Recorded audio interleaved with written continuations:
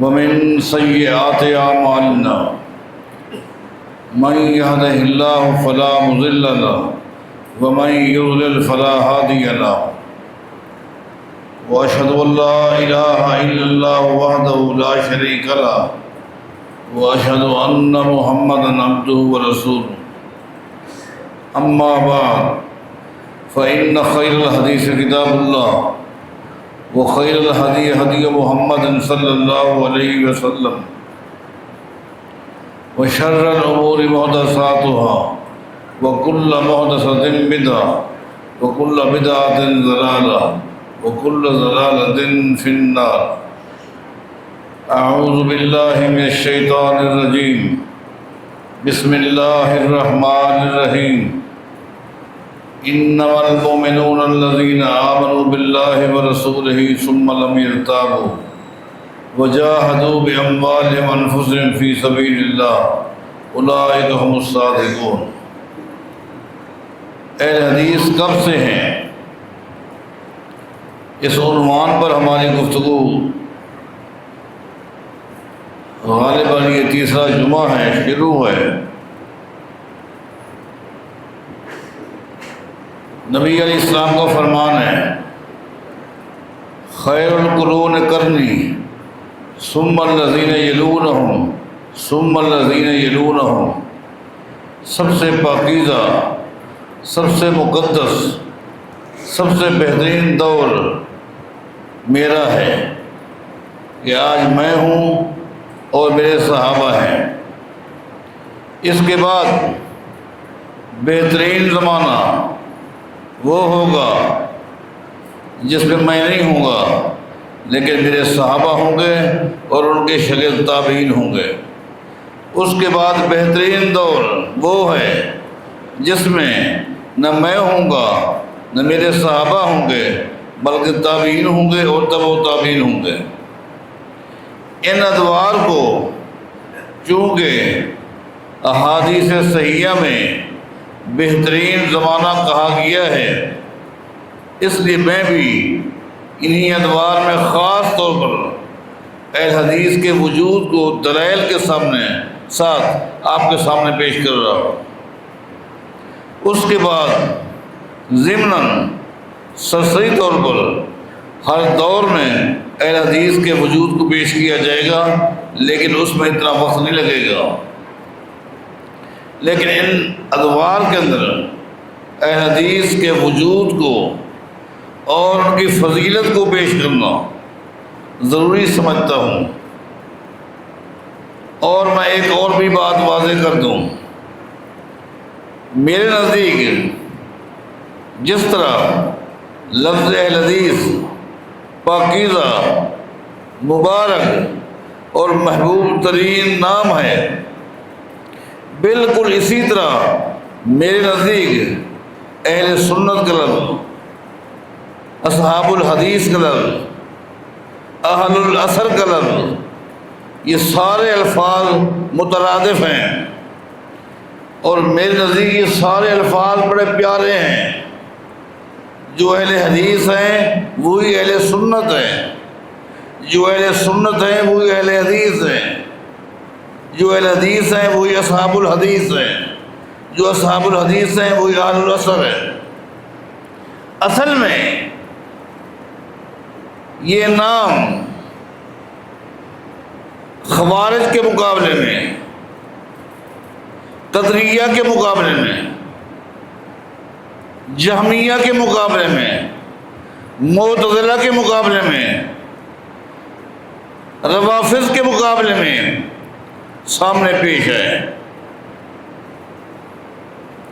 جس وقت یہ فرقے پیدا ہوئے اور ان سب نے اسلامی لبادہ اوڑھا ہوا تھا اور ہر ایک اپنے آپ کو حق پر سمجھتا تھا، ہر ایک بلا رہا تھا آؤ، یہی کام خوارج کا تھا جو کہ عقل کو معیار بنا کر حدیث کا انکار کر رہے تھے کہ جو حدیث عقل کے خلاف ہوگی ہم نہیں مانیں گے۔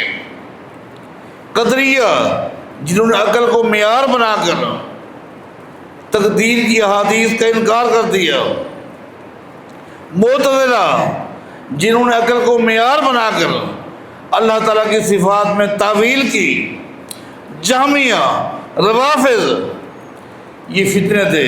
ان فتنوں کے مقابلے میں ان الفاظ کا انتخاب کیا گیا، اہل حدیث کا مبارک لفظ، ورنہ دوسرے الفاظ جو بتایا ہے وہ بھی مبارک ہے، وہ بھی اسی معنی میں ہیں۔ یہ الفاظ اہل الرائے کے مقابلے میں ہیں کہ جو لوگ رائے کو حجت سمجھتے تھے، دین سمجھتے تھے، اس کے مقابلے میں یہ الفاظ لے گئے کہ نہیں، عقل معیار نہیں ہے، عقل معیار نہیں ہے، رائے معیار نہیں ہے، معیار یہ قرآن ہے، یہ محمد مصطفیٰ کا فرمان ہے صلی اللہ علیہ وسلم۔ تو یہ الفاظ اب سمجھیں، یہ الفاظ کا معنی کیا بنتا ہے اور یہ کیوں لائے گئے۔ امام ذہبی رحمہ اللہ نے تذکرۃ الحفاظ کے اندر امام زہری رحمہ اللہ کے بارے لکھا۔ میں آپ کو بتا دوں، امام زہری رحمہ اللہ پہلی صدی اور دوسری صدی کے یہ وقت کے بہت بڑے امام ہیں۔ 124 ہجری میں ان کا انتقال ہوتا ہے، 124 ہجری کے اندر ان کا انتقال ہوتا ہے۔ معنی پہلی صدی اور دوسری صدی کے یہ عظیم امام ہیں۔ 200 سے زائد صحابہ کرام سے انہوں نے دین سیکھا ہے۔ یہ تابعی ہیں۔ ان کے بارے جب ان کا دور تھا اس وقت خوارج کا فتنہ عروج پر تھا، قدریہ کا فتنہ عروج پر تھا، معتزلہ کا فتنہ عروج پر تھا۔ تو اس وقت ان کی صورتحال کیا تھی؟ واضح کرنے کے لیے، بتانے کے لیے کہ حق پر کون ہے اور کن لوگوں نے اسلام کا لبادہ اڑا ہوا ہے، یہ آواز لگا کر کہتے ہیں۔ امام ذہبی لکھتے ہیں تذکرۃ الحفاظ میں، آواز لگا کر کہتے ہیں، اہل حدیث ہو، تم کہاں جا رہے ہو؟ تم میرے پاس آؤ، میں تمہیں نبی علیہ السلام کی احادیث کا درس دیتا ہوں۔ اے اہل حدیثو، تذکرۃ الحفاظ میں اہل حدیثوں کو آواز دے کر کہتے تھے، کون؟ یہ پہلی صدی کے امام ہیں، تابعی ہیں۔ دوسری صدی کے یہ امام اور تابعی ہیں، لوگوں کو آواز دے کر بلاتے اپنے پاس، تاکہ یہ معتزلہ کے پاس نہ جائیں، خوارج کے پاس نہ جائیں، روافض کے پاس نہ جائیں۔ ان بیچاروں کو کیا پتا، اس لیے آواز لگا کرتے اہل حدیث ہو ادھر آؤ۔ ایک دن تو امام ذہبی نے لکھا ہے، ایک دن پورا صبح سے لے کر شام تک نمازوں کے اوقات، ضروری حاجات کے وقفے کے علاوہ پورا دن صبح سے لے کر شام تک لوگوں کو بلا کر اہل حدیثوں کو جمع کر کے نبی علیہ السلام کی احادیث سناتے رہے۔ شام کو جب فارغ ہوئے کہا، خوش ہو جاؤ، آج تم نے میری زبان سے 400 حدیثیں سن لی۔ اہل حدیثوں کو لفظ اہل حدیث ہے، بلکہ امام ابو حنیفہ رحمہ اللہ کے ہزاروں شاگرد تھے، لیکن ان ہزاروں شاگردوں میں 2 شاگردوں نے جو مقام پایا، امام ابو حنیفہ رحمہ اللہ کے 2 شاگردوں نے جو مقام پایا ہے، جو مقام حاصل کیا ہے، وہ اپنی مثال آپ ہے۔ ایک امام محمد ہے، محمد بن حسن شیبانی رحمہ اللہ، دوسرے امام ابو یوسف رحمہ اللہ، یہ دونوں امام حنیفہ کے مرکزی شاگرد ہیں۔ لیکن یہ شاگرد تھے، لیکن مقلد ان کے نہیں تھے۔ مقلد ہونا الگ چیز ہے، شاگرد ہونا الگ چیز ہے۔ اگر مقلد ہوتے تو احناف کی سب سے بڑی جو فقہ کی کتاب ہے، جس کو آپ ہدایہ بولتے ہیں، اس ہدایہ کو اٹھا کر آپ دیکھ لیں، سوائے چند ابواب کے پوری ہدایہ کے اندر کوئی بھی باب کھولیں، اس باب کے اندر آپ کو یہ مسئلہ ملے گا اس مسئلے میں امام ابو حنیفہ کا موقف یہ ہے، امام محمد کا موقف یہ ہے، امام ابو حنیفہ کا موقف یہ ہے۔ اگر مقلد ہوتے تو موقف کو تبدیل نہ کرتے، اپنا موقف بیان نہیں کرتے، کیونکہ مقلد کو اپنے موقف کے بیان کرنے کا حق نہیں ہے۔ جس کی وہ تقلید کرتا ہے اسی کے موقف کو لے گا، چاہے صحیح ہے لے گا، غلط ہے تب بھی لے گا۔ لیکن ہر باب میں آپ دیکھیں گے امام صاحب کا موقف تو یہ ہے، جبکہ امام صاحب کے سب سے بڑے شاگرد امام محمد بن حسن کا موقف یہ ہے، جبکہ امام ابو یوسف کا موقف یہ ہے۔ تو گویا یہ دونوں شاگرد ہیں لیکن مقلد نہیں تھے۔ میرے نزدیک امام محمد بھی اہل حدیث تھے، میرے نزدیک امام ابو یوسف بھی مقلد نہیں تھے بلکہ اہل حدیث تھے۔ کیوں؟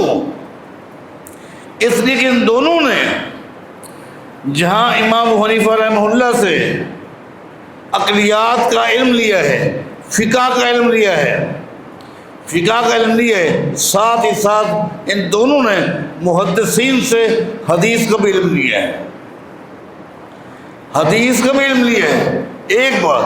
دوسری بات یہ ہے، یہ جو ہم کہتے ہیں کہ لفظ اہل حدیث، اہل سنت، اصحاب الحدیث، اہل الاثر، یہ سارے الفاظ آج کے اہل حدیثوں پر فٹ آتے ہیں۔ کیوں کہتے ہیں؟ اس لیے یہ جتنے بھی تھے ان سب کا موقف تھا کہ دلیل یا قرآن ہے یا حدیث ہے، اور قرآن و حدیث سے جو چیز ٹکراتی تھی اس کو چھوڑ دیتے تھے۔ اور میں سمجھتا ہوں وہ اپنے آپ کو چاہے اہل حدیث کہے، اہل سنت کہے، اس کا عقیدہ بھی صحیح ہے، عمل بھی صحیح ہے، جو حدیث کے مقابلے میں کسی کی رائے کو نہ لے۔ امام محمد بن حسن شیبانی رحمہ اللہ جو غالباً 189 ہجری کے اندر فوت ہوتے ہیں، مانا دوسری صدی ہجری کے یہ امام ہیں۔ انہوں نے باقاعدہ کتابیں لکھی ہیں۔ امام محمد کی معروف کتاب موطا امام محمد ہے۔ امام محمد جو کہ امام حنیفہ کے سب سے بڑے شاگرد ہیں، انہوں نے اپنی کتابوں میں واضح کیا ہے کسی رائے کو دین سمجھنا تو دور کی بات ہے، کسی امتی کی رائے کو دین سمجھنا، حجت سمجھنا تو دور کی بات ہے۔ لکھتے ہیں میرا تو عقیدہ یہ ہے اگر نبی علیہ السلام کی حدیث کے مقابلے میں، آپ کے فرمان کے مقابلے میں، آپ کے عمل کے مقابلے میں اگر کسی صحابی کا قول یا فعل آ جائے اس فعل کو رد کر دیا جائے گا۔ صحابی ہے، اس کی شان ہے، اس کا مقام ہے، اس کی عظمت ہے، لیکن ہم نے کلمہ کسی صحابی کا نہیں پڑھا، کلمہ پڑھا ہے محمد رسول اللہ کا صلی اللہ علیہ وسلم۔ اس لیے حدیث کے مقابلے میں صحابی کے قول کو بھی نہیں لیا جائے گا۔ خالی اتنا نہیں کہا بلکہ امام محمد رحمہ اللہ نے اس کے لیے مثالیں پیش کی ہیں۔ کاش ان ائمہ کی کتابوں کا مطالعہ کیجیے، انہوں نے مثالیں دی، کہا کہ دیکھیں ایک دن عبداللہ بن مسعود رضی اللہ عنہ کے پاس دو دوست ملنے کے لیے آئے، ایک کا نام علقمہ تھا، ایک کا نام اسود تھا۔ نماز کا وقت ہو گیا، عبداللہ بن مسعود رضی اللہ عنہ نے جماعت کرائی۔ جماعت کس طرح کرائی؟ ایک ساتھی کو اپنے دائیں طرف کر لیا، دوسرے ساتھی کو اپنے بائیں طرف کر لیا، خود درمیان میں کھڑے ہو گئے اور جماعت کے ساتھ نماز پڑھائی۔ امام محمد، سنو، امام ابو حنیفہ کے سب سے بڑے شاگرد ہیں، امام محمد کہتے ہیں یہاں عبداللہ بن مسعود کا عمل ہے، جبکہ ان کے مقابلے میں نبی علیہ السلام کا عمل یہ ہے جب دو آدمی تھے آپ نے پیچھے کر دیا، آپ آگے ہو گئے تھے۔ لہٰذا عبداللہ بن مسعود کا احترام کرتے ہیں کہ وہ وقت کے امام تھا، محدث تھا، مجتہد تھا، فقیہ تھا، لیکن ان کا عمل نبی کے فرمان کے خلاف ہے، اس کو نہیں لیں گے، محمد مصطفیٰ کے عمل کو لیں گے۔ ایک اور بھی دلیل دی ہے، وہ بھی عبداللہ بن مسعود رضی اللہ عنہ کے حوالے سے۔ قربان جائیں، آج ہمارے دوست جب رفع الدین کا مسئلہ آتا ہے تو کہتے ہیں عبداللہ بن مسعود کو اگر معلوم نہیں تھا تو کس کو ہوگا، وہ تو پہلی صف کے نمازی تھے، اگلی صف کے نمازی تھے، ان کو پتہ نہ چلا۔ امام محمد پر قربان جائیں، امام محمد نے کہا عبداللہ بن مسعود رضی اللہ تعالیٰ عنہ جب رکوع میں جاتے تھے اپنے ہاتھ گھٹنوں پر نہیں رکھتے تھے بلکہ دونوں گھٹنوں کے درمیان تسبیح کرتے تھے، دونوں ہاتھوں کو ملا لیتے تھے جس کو تسبیح کہتے ہیں، اس طرح نماز پڑھتے تھے۔ امام محمد کہتے ہیں یہ عبداللہ بن مسعود کا عمل ہے، جبکہ نبی علیہ السلام کا عمل کیا ہے؟ کانا یضع یدیہ علی رکبتیہ، کہ نبی علیہ السلام رکوع میں جاتے اپنے گھٹنوں پر ہاتھ رکھتے تھے۔ لہٰذا عبداللہ بن مسعود کا عمل چونکہ نبی کے عمل سے ٹکراتا ہے، عبداللہ کے عمل کو ہم چھوڑ سکتے ہیں، رسول اللہ کے عمل کو نہیں چھوڑ سکتے۔ اس کو اگر ہم اہل حدیث نہ کہیں تو کیا کہیں؟ نام اپنے آپ کو کچھ بھی دو، لیکن یہ منہج اہل حدیث کہے۔ اس وقت یہ الفاظ سارے فٹ آتے ہیں اہل حدیثوں پر، اس لیے آج تقلید کی دھندن میں ہر بندہ پھنسا ہوا ہے، اگر بچا ہے تو صرف اہل حدیث بچا ہوا ہے۔ امام محمد اپنی کتاب موطا امام محمد میں کہتے ہیں، کیا کہتے ہیں؟ وَقَانَ ابْنُ شِهَابٍ عَالَمُ عِنْدَ أَهْلِ الْحَدِيثِ بِالْمَدِينَةِ۔ یہ امام محمد کے الفاظ ہیں، موطا امام محمد اٹھا کر دیکھ رہے ہیں، کہتے ہیں وَقَانَ ابْنُ شِهَابٍ عَالَمُ عِنْدَ أَهْلِ الْحَدِيثِ بِالْمَدِينَةِ۔ امام زہری کے بارے کہتے ہیں، جس کے بارے میں پہلے بتا چکا ہوں، امام زہری کے بارے فرماتے ہیں لوگوں مدینہ کے اندر جتنے اہل حدیث تھے، کون کہہ رہے ہیں؟ امام محمد جو فوت ہوئے 189 میں، کس کے بارے؟ امام زہری کے بارے جو فوت ہوئے 124 میں، مانا دوسری صدی کے امام ہیں۔ کہتے ہیں لوگوں، امام محمد کہہ رہے ہیں لوگوں مدینے کے اندر جتنے اہل حدیث تھے ان تمام اہل حدیثوں کے ہاں اس وقت میں سب سے بڑا جو عالم تھا امام زہری تھا۔ اہل حدیثوں کے ہاں لفظ اہل حدیث استعمال کر رہے ہیں۔ امام ابو حنیفہ رحمہ اللہ کے دوسرے مرکزی شاگرد جو ہیں وہ امام ابو یوسف ہیں، جن کو قاضی ابو یوسف بھی کہتے ہیں۔ یہ بھی بہت بڑے امام ہیں۔ جہاں یہ امام ابو حنیفہ کے شاگرد تھے ان سے فقہ کا علم لیا ہے۔ امام ابو حنیفہ رحمہ اللہ سے فقہ کا علم لینے کے بعد یہ کوفہ سے روانہ ہوئے، مدینہ گئے۔ لوگوں نے پوچھا مدینہ کیا کرنے جا رہے ہو؟ عمرہ کرنے کے لیے لوگ مکہ جاتے ہیں۔ کہا میں مدینہ میں جا رہا ہوں، مسجد نبوی کے امام مالک سے نبی علیہ السلام کی احادیث پڑھنے جا رہا ہوں۔ آئے اور امام مالک رحمہ اللہ سے امام ابو یوسف رحمہ اللہ احادیث کا علم پڑھتے رہے۔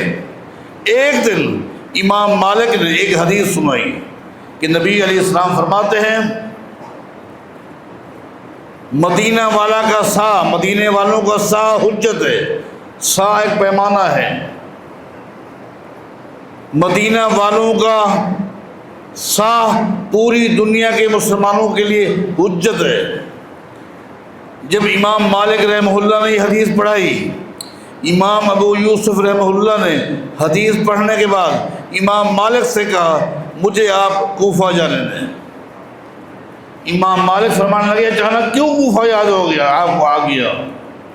امام یوسف کہتے ہیں میں امام ابو حنیفہ رحمہ اللہ سے دین پڑھ کر آیا ہوں۔ امام ابو حنیفہ کا موقف یہ ہر علاقے والوں کے لیے وہاں کا سا حجت ہے، ہر علاقے والوں کے لیے وہاں کا سا حجت ہے۔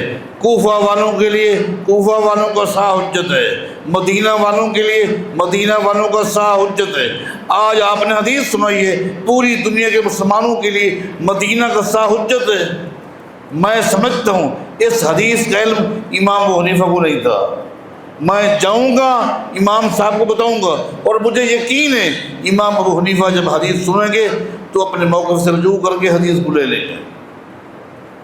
امام ابو یوسف رحمہ اللہ وہاں سے چل پڑے ہیں صرف یہ حدیث بتانے کے لیے تاکہ امام صاحب کو پتہ چل جائے اور حدیث کے مقابلے میں جو ان کی رائے ہے اس سے وہ رجوع کر لیں۔ یہ الگ بات ہے جب کوفہ پہنچے پتہ چلا امام صاحب فوت ہو گئے۔ کہنے کا مطلب یہ امام ابو یوسف رحمہ اللہ یہ بھی اہل حدیث ہیں۔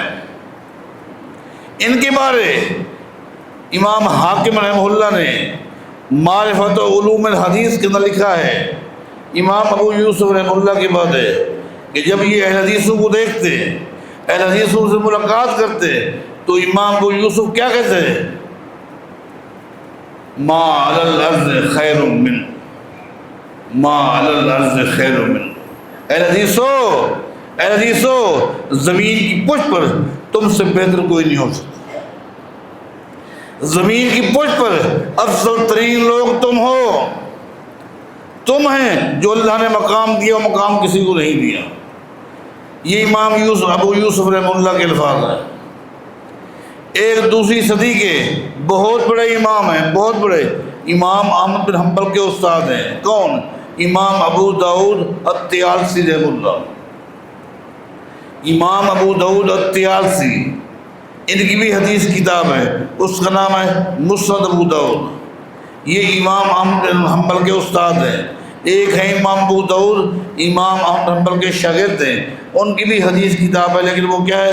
سنن ابی داؤد۔ وہ ابو داؤد سجستانی تھے، یہ طیالسی ہیں۔ امام ابو داؤد الطیالسی جو امام احمد بن حنبل کے استاد ہیں، وہ نبی علیہ السلام کی حدیث پڑھا رہے ہیں۔ حدیث کیا ہے؟ نبی علیہ السلام فرماتے ہیں، لوگوں یاد رکھو ایک وقت آئے گا میری امت 73 فرقوں میں تقسیم ہو جائے گی، میری امت 73 فرقوں میں تقسیم ہو جائے گی۔ آگے فرمایا کلہم فی النار الا واحدہ، ان 73 میں سے 72 فرقے جہنم میں جائیں گے، جہنم میں جائیں گے۔ صرف ایک فرقہ وہی الجماع، جس کی حیثیت جماعت کی ہوگی۔ بغیر فرقہ یوں ہوگا جب 73 حصے بنیں گے تو ایک فرقہ بھی تو فرقہ ہوگی نا جی، لیکن اس کی حیثیت جماعت کی ہوگی۔ صرف ایک فرقہ جس کی حیثیت جماعت کی ہوگی وہ جنت میں جائے۔ قربان جائیں صحابہ کرام نے رضوان اللہ علیہم اجمعین 72 فرقوں کے بارے میں پوچھا کہ وہ کون ہے، اس لیے جس راستے پہ نہیں جانا اس کا راستہ کیا پوچھنا، گھر جانا ہی نہیں ہے۔ پوچھا جنت میں جانے والے کون ہوں گے؟ فرمایا کہ ما انا علیہ اليوم واصحابی، آج جس عقیدے پر، جس عمل پہ تم مجھے دیکھ رہے ہو اور میرے صحابہ جس عقیدے پر ہیں، جو لوگ قیامت تک اس عقیدے، اس عمل پر رہیں گے، بس وہی جنت میں جائیں گے۔ اس حدیث کو بیان کر رہے ہیں کون؟ دوسری صدی ہجری کے بہت بڑے امام، امام ابو داؤد طیالسی، امام احمد بن حنبل کے شاگرد استاد، فرماتے ہیں لوگوں میں اس وقت فرقے دیکھ رہا ہوں، خوارج کا فتنہ، جہمیہ کا، معتزلہ کا، خوارج کا، یہ سارے فرقے، ان کے عقائد، نظریات، ان کے اعمال میں دیکھ رہا ہوں۔ میں لوگوں جس نتیجے پر پہنچا ہوں، اس جماعت سے مراد جو جنت میں جائے گی وہ ہے جس کا نام آج اہل حدیث ہے۔ اہل حدیث یہ ہے حق پر رہنے والا فرقہ، حق پر رہنے والی جماعت، نام چاہے اہل حدیث کا ہو، اہل سنت کا ہو، عقیدہ کیا ہے؟ عقل دلیل نہیں ہے، رائے دلیل نہیں ہے۔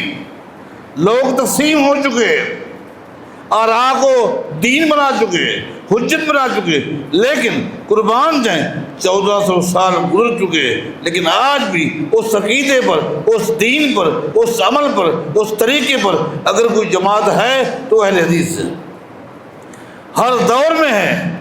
ابھی میں نے آپ کو بہت ساری چیزیں بیان کرنی ہیں، آپ کو بتانا ہے۔ آخر میں دوسری صدی کے ایک امام کے حوالے سے بات کر کے خطبہ مکمل کرتا ہوں۔ امام الولید رحمہ اللہ کا نام آپ نے سنا ہے، دوسری صدی کے بہت بڑے امام ہیں۔ 214 ہجری میں اس کا انتقال ہوتا ہے ان کا۔ پہلی صدی مکمل ہو گئی، دوسری کی ابتدا ہے، آخری وقت ہے۔ اپنی اولاد کو جمع کرتے ہیں، اپنی اولاد کو جمع کرنے کے بعد کہتے ہیں میں تمہارا باپ ہوں، تم میری عزت کرتے ہو، تم میرا احترام کرتے ہو، اس میں کوئی شک نہیں، لیکن اس رشتے کو سائڈ پہ رکھ کر مجھے یہ بتاؤ، زندگی میں تم نے کبھی کسی معاملے میں مجھے جھوٹ بولتے ہوئے دیکھا ہے؟ اولاد نے کہا ابا جان، باپ کا رشتہ اپنی جگہ پر ہے، آج تک کاروبار میں، لین دین میں، رشتے ناطے میں، تعلق داری میں، حتیٰ کہ ہنسی مذاق میں بھی ہم نے آپ کو کبھی جھوٹ بولتے ہوئے نہیں دیکھا۔ کہا اب میں آپ سے پوچھتا ہوں، اگر میں تمہیں کوئی وصیت کروں اس پر عمل کرو گے کہ نہیں کرو گے؟ جب آدمی 60 سال کو کراس کرے، اس کی اہم ترین ذمہ داری ہے اولاد کو وصیتیں کرے، نصیحتیں کرے۔ پہلی بات یہ کہ آج تک ہمیں پتہ ہی نہیں ہے کہ وصیت کی دین اسلام میں کیا حیثیت ہے، اور اگر کوئی وصیت کرتا بھی ہے تو آخرت کے حوالے سے نہیں، دین کے حوالے سے نہیں۔ بچوں کو بٹھا کے یہی کہ بیٹا بس فلاں کے ساتھ کاروبار کرتے رہنا، یہ لوگ اچھے ہیں، فلاں سے لین دین نہیں کرنا، مارے جاؤ گے، فلاں کے ساتھ دوستی نہیں لگانی، یہ کرنا وہ کرنا، فلاں میرا دوست نہیں ہے، اس نے میرے ساتھ زیادتی کی تھی، کبھی ان کے ساتھ صلح نہیں کرنی۔ یہ ہے قربان جو ہے، یہ وقت کا امام ہے، اپنے بچوں کو جمع کر کے کیا نصیحت کر رہا ہے، کیا وصیت کر رہا ہے۔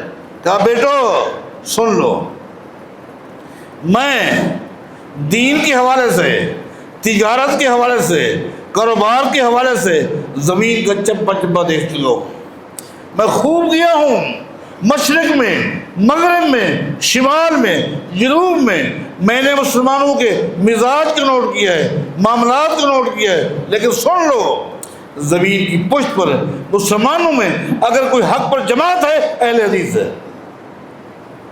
میں تمہیں وصیت کرتا ہوں اہل حدیثوں کی صحبت اختیار کرنا، تمہارا عقیدہ بھی محفوظ رہے گا، تمہارا عمل بھی محفوظ رہے گا، کردار بھی محفوظ رہے گا، شرط یہ اہل حدیثوں کے ساتھ اپنے تعلق قائم کرنا۔ یہ حوالے جات تھے، آگے اس بات کو جاری رکھیں گے انشاءاللہ۔